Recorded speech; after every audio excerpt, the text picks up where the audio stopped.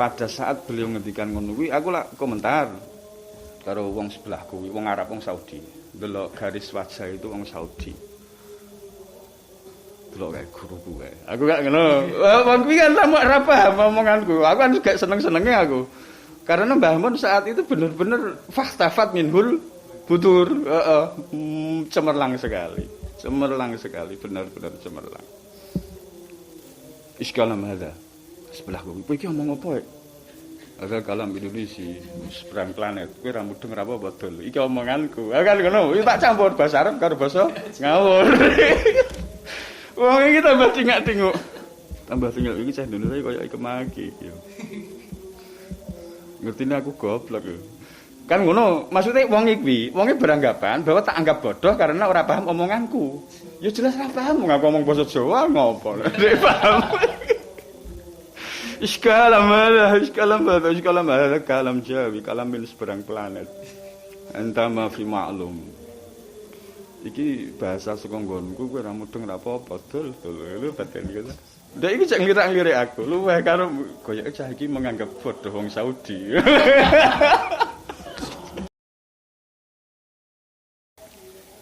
Bismillahirrahmanirrahim. Al-haditsur rabi' was salasun. Hadis 34. An Abi Sa'id Al-Khudri radhiyallahu anhu qala Sami'tu Rasulullah sallallahu alaihi wasallam yaqul man ra'a minkum munkaran falyughayyirhu bi yadihi. Abi Sa'id Al-Khudri kala ngendikan sami'tu krungu ingsun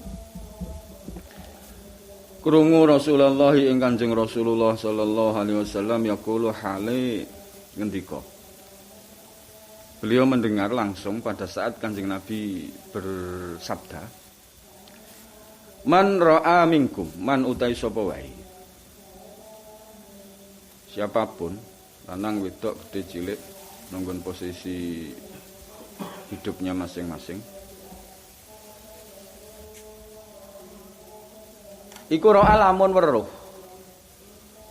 Lamun merangguli sapa man. Mingkum sanging sira kabeh para wong Islam. Weruh mungkaron ing perkara mungkar. Fal yughayyirhu mongko becik ngowahi. Ngowahi sapa man hu ing mungkar biadihi kelawan kekuasaane man. Fa illam yastati mongko lamun ora iso. Ora iso sapa man fa bilisanihi mongko kelawan lesane man. Fa illam yastati mongko lamun ora iso sapa man ya fa biqalbihi. Mongko kelawan atine man.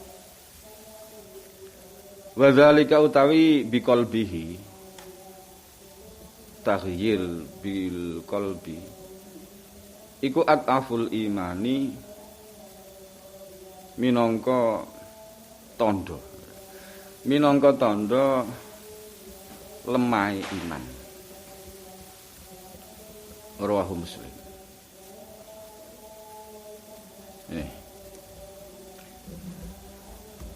Nonggon perjalanane awake dhewe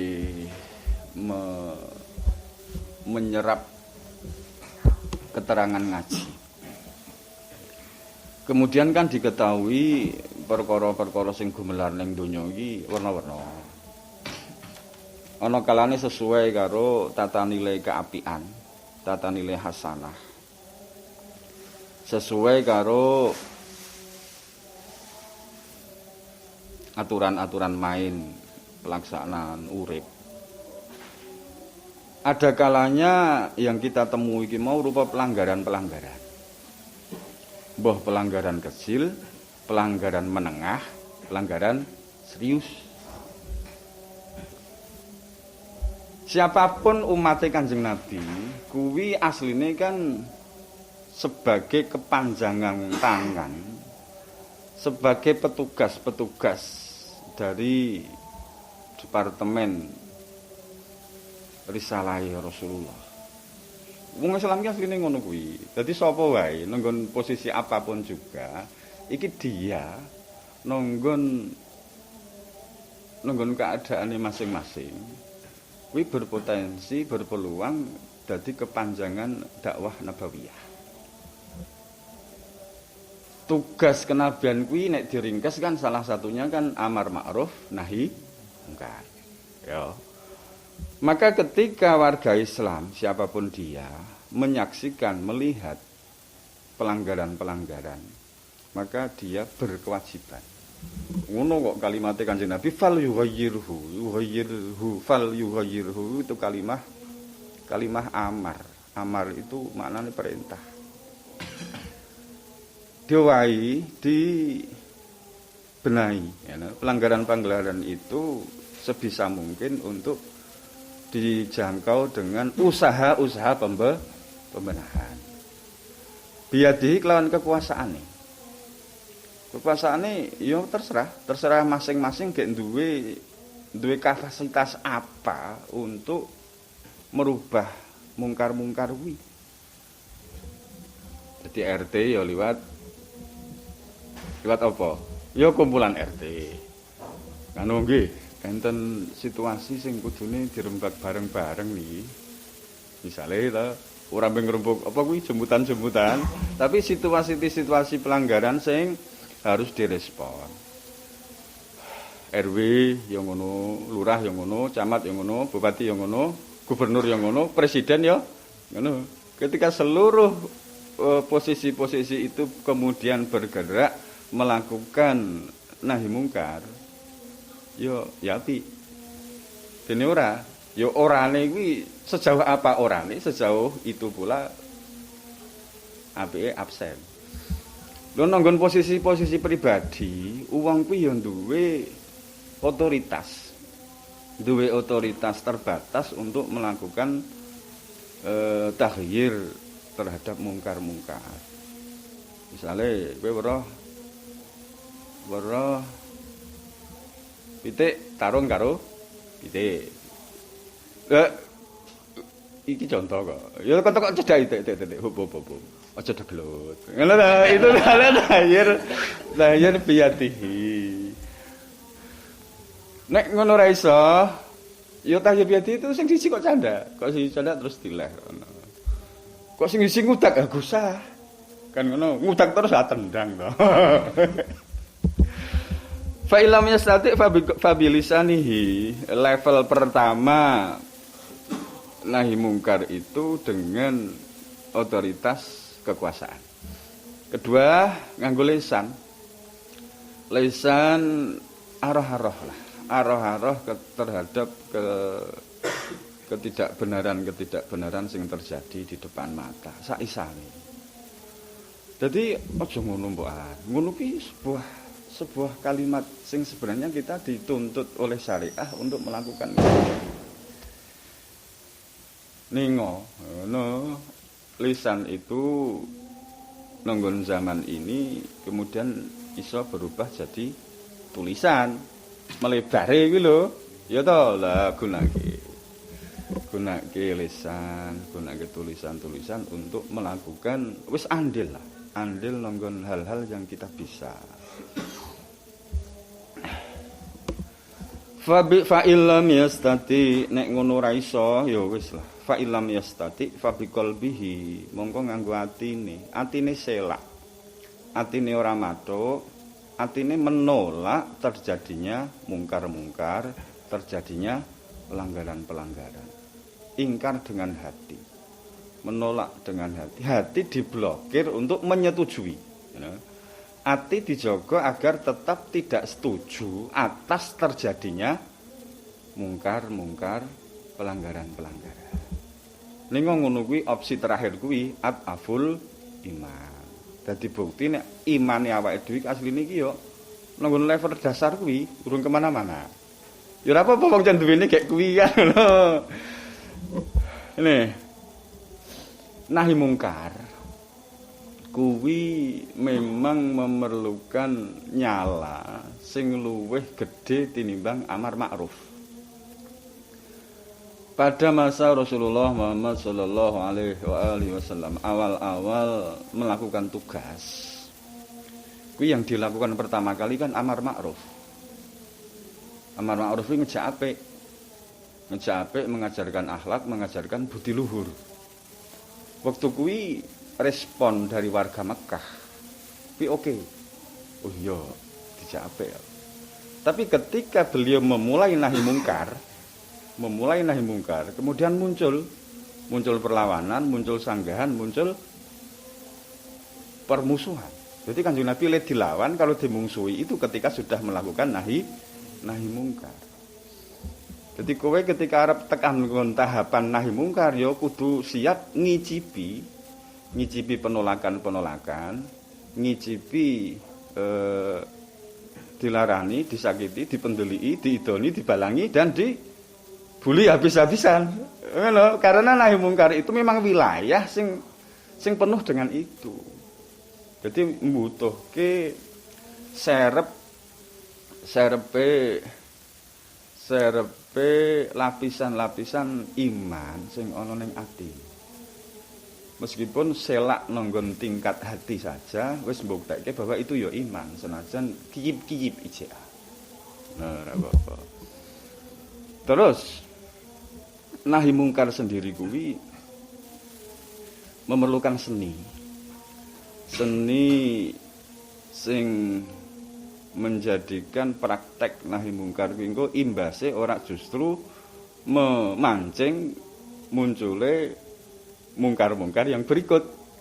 Nih, untuk melakukan pembenahan terhadap pelanggaran-pelanggaran harus ada seni sing ora ndadekke langkah baik itu terrespon dengan malah justru lebih banyak pelanggaran-pelanggaran. Karep-karep nahi mungkar tapi dengan cara yang mungkar juga. Ya kisruh toh. Melakukan nahi mungkar tapi caranya ya cara mungkar, cara yang ditolak oleh etika, oleh rasa, oleh kemanusiaan, ya hasilnya ya mungkar juga. Jadi nahi mungkar itu dilakukan dengan ma'ruf. Aneh. Jadi amar ma'ruf itu laku tersendiri ngajak apik, tapi untuk melakukan nahi mungkar itu tetap menggunakan langkah-langkah ma'ruf. Rawahu Muslim. Ki malam 16 yo.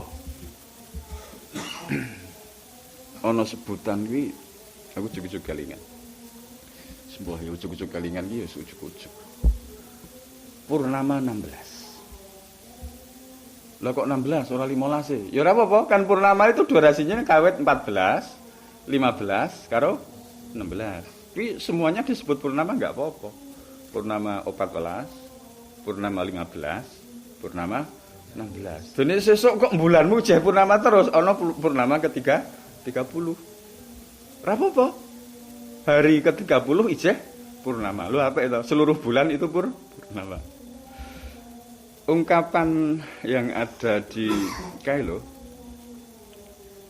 Aku ingin muni piye to kae?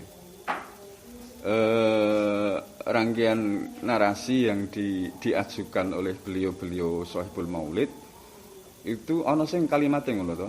Asyraqal badru alaina fahtafat minhul budur. Kuwi kalimat kuwi aneh. Aku mbiyen pertama kali lho. Kan ana dua, ana sing tola al badru alaina min saniyatil badar. Tapi ada yang satu itu asyraqal badru alaina fahtafat minhul budur. Ketika purnama datang, ketika purnama muncul, bulan purnama muncul, maka bintang-bintang akan sembunyi. Jadi sumber-sumber cahaya kecil kuwi kurugan kasoran karo padangnya purnama ing gegana. Aku kelingan iki. Salah satu menara besar sing dimiliki Indonesia, gunung gede ulama kita yang alhamdulillah kita punya ketersambungan karo beliau kuwi panjenengane Hadratus Syekh Syekhuna Maimun Zubair itu kan seorang purnama besar. Purnama besar sing benar-benar ketika hadir di sebuah lokasi, ambuh kono kuwi kebak ulama wis to. Geang, kebak ulama, kebak kiai, kebak santri-santri. Ketika seorang dengan kapasitas pencahayaan besar iki hadir, maka seluruhnya dadi fahtafat minhul budur. Aku ngrasake betul kuwi. Neng Mekah musim haji tahun 14. Ki nyata sing aku ngalami dan aku sampai saiki jek bangga.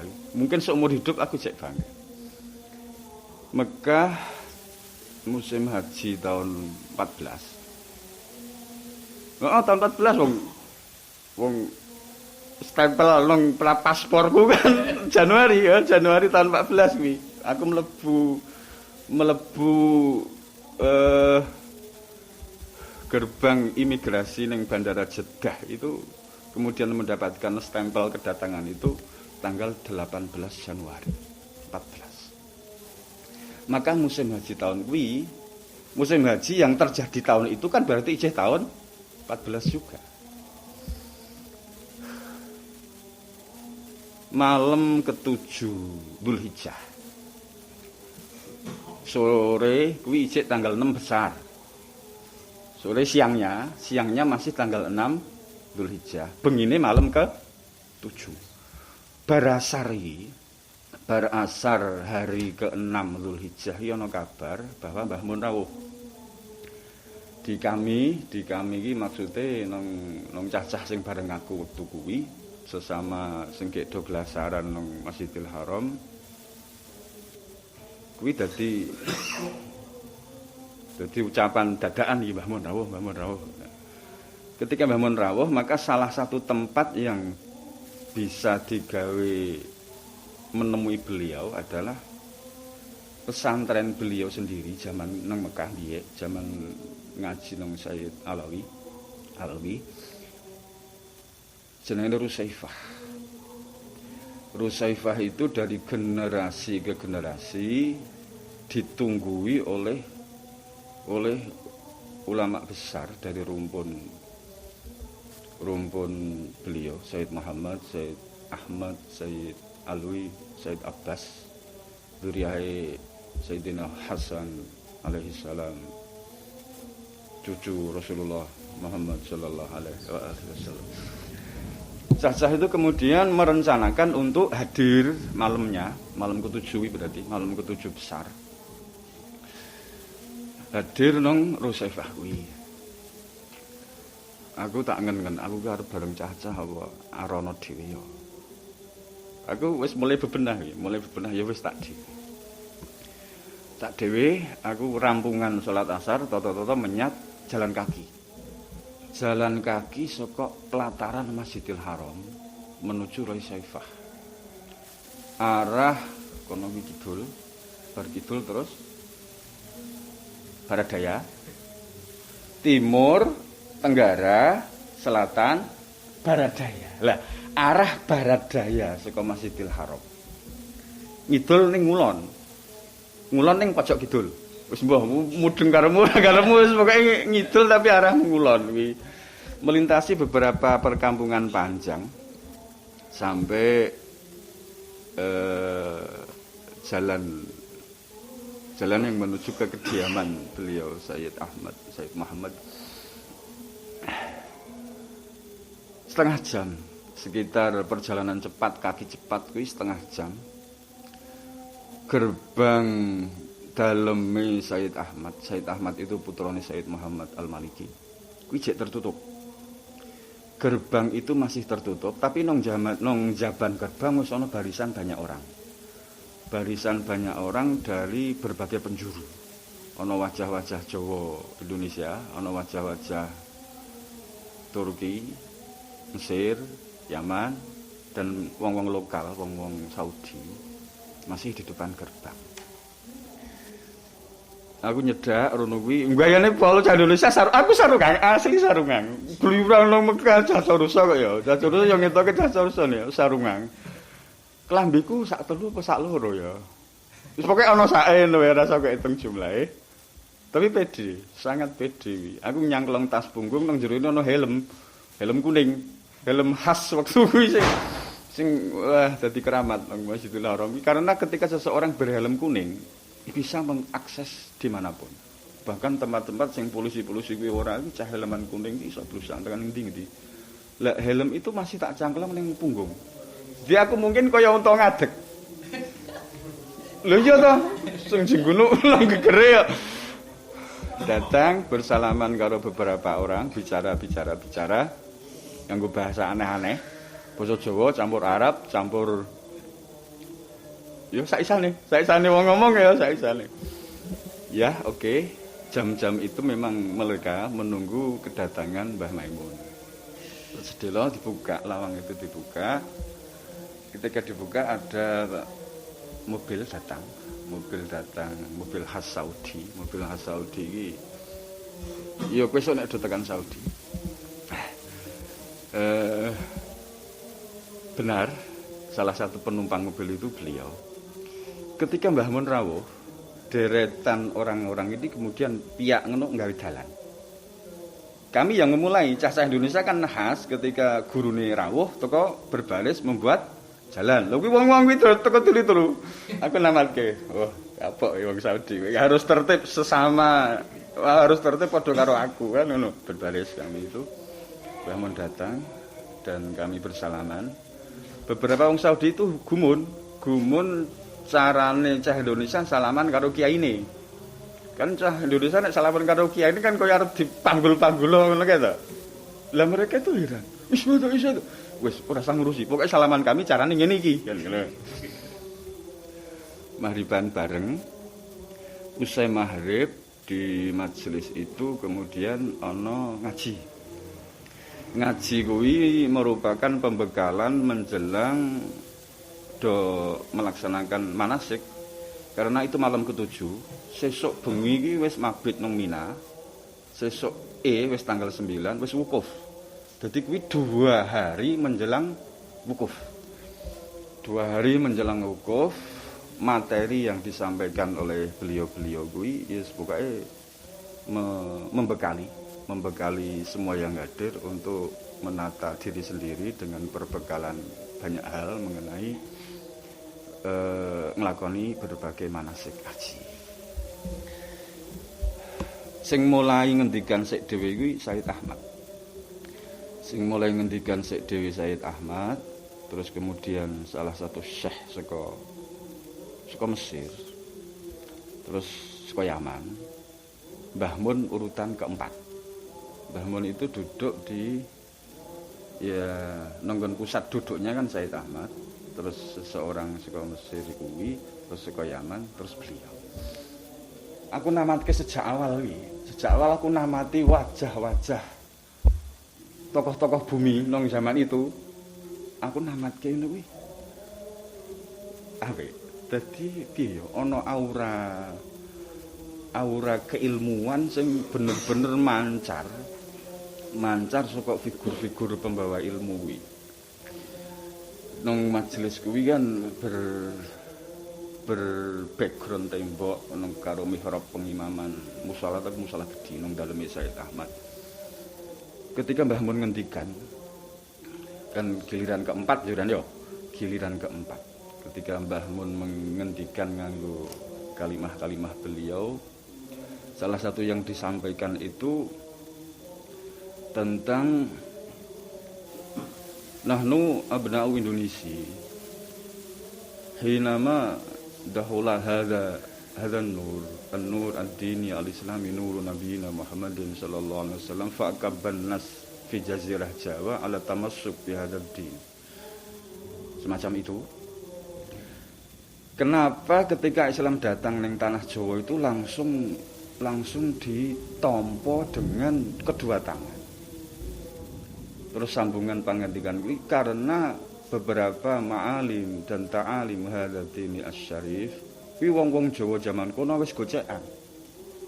Salah satunya adalah tentang makarimul akhlak. Makarimul akhlak, budi luhur, pakarti tinggi, tepos liro, andap asor, dan lain-lain. Ketika Islam membawa itu, maka koyok-koyok njur plek, tinggal menempati ruangnya masing-masing. Mulane Islam mlebu ning Jawa ora usah perang-perangan. Orang nganggo perang, orang nganggo penuraan, tapi langsung diterima sebagai yo jan kok ngono kuwi agama. Nah.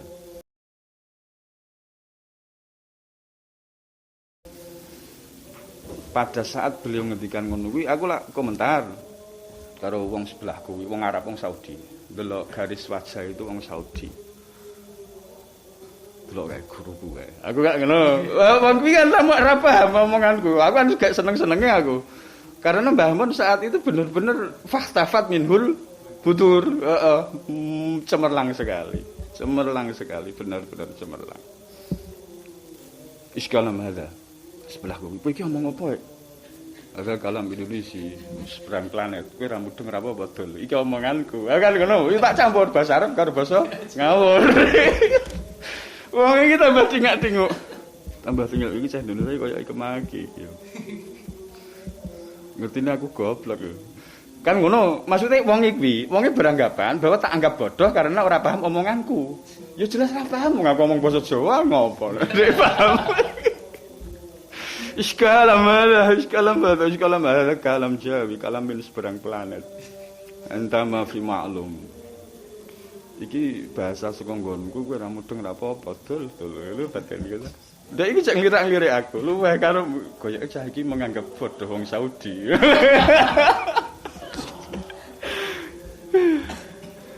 Ya Allah.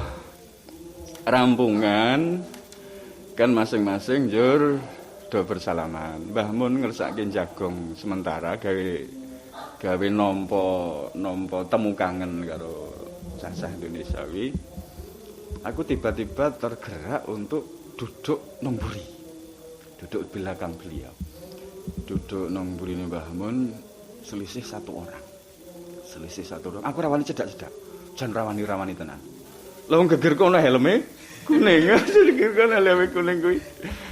Rawani cedak-cedak. Nang dodo aku benar-benar dada itu seakan-akan kumandang ayo seksena jagat iki guruku ya ngono to wong itu benar-benar disaksikan oleh mata yang ada di ruang itu, motone wong alim-alim, motone tetungguling ulama dari berbagai penjuru bahwa Mbah Mun saat itu jadi purnama. Yo nondi-nondi dadi purnama, tapi malam itu momen sing aku bener-bener weruh langsung. Mulane ketika peristiwa beliau sedo nang Mekah dengan cara itu, kuwi asline jagat kuwi wis beberapa tahun pancen ana Indonesia sing sifate iki wis dadi menara. Wis dadi monumen besar sing memang elok. Wong kuwi asline ora masuk akal. Seorang yang bukan warga Saudi, bukan termasuk jajaran ulama yang diakui kerajaan Saudi, urip nang kono. Kemudian bisa punya akses untuk dikuburkan di bawah telapak kaki Sayyidah Khadijah. Kuwi asline ora main-main.